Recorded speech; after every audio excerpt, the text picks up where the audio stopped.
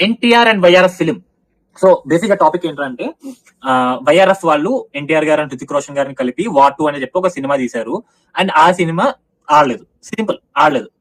అది simple, very simple topic. So అయితే war 2 తర్వాత ఎన్టీఆర్ గారి క్యారెక్టర్ తో ఒక సినిమా అయితే వైఆర్ఎస్ వాళ్ళు ప్లాన్ చేస్తున్నారనమాట. సో ఆఫ్టర్ వార్ 2 రిజల్ట్ ఆ సినిమాని హోల్డ్ లో పెట్టారంట. బేసికలీ వైఆర్ఎఫ్ వాళ్ళు హోల్డ్ లో పెట్టాము అన్నారు అంటే దాని అర్థం సినిమా షెల్వ్ అయిపోయింది అని అర్థం అనమాట. బికాస్ పఠాన్ వర్సెస్ టైగర్ అని చెప్పి ఒక సినిమా రావాల్సి ఉండే వైఆర్ఎఫ్ నుంచి, షారుఖ్ ఖాన్ గారు అండ్ సల్మాన్ ఖాన్ గారితో కాంబినేషన్ లో. బట్ ఆ సినిమా కూడా ఇలాగ హోల్డ్ లో పెట్టామని చెప్పారు కానీ తర్వాత దాని గురించి ఏ మాటలు లేవు. అది ఆల్మోస్ట్ షెల్వ్ అయిపోయింది, క్యాన్సిల్ అయిపోయింది టాక్ వినబడుతుంది. ఇప్పుడు ఎన్టీఆర్ గారి మూవీ కూడా షెల్వ్ అవుతుంది, హోల్డ్ లో పెట్టారు అనే టాక్ అయితే వినబడుతుంది. సో ఐ థింక్ ఆ సినిమాని షెల్వ్ చేస్తారని అనుకోవాలి.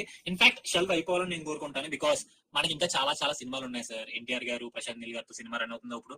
తర్వాత సరే ఇష్టం లేదు అయినా కూడా వార్ 2 మీద బెటరే దేవరా. సో దేవరా కూడా సీక్వెల్ ఉంది, ఆ సినిమా తీసుకోవాలి. అండ్ దాంతో పాటు నెల్సన్ గారు మూవీ కూడా, ఎన్టీఆర్ గారు అండ్ నెల్సన్ గారితో కాంబినేషన్ సినిమా ఉంటది అనేసి అంటున్నారు.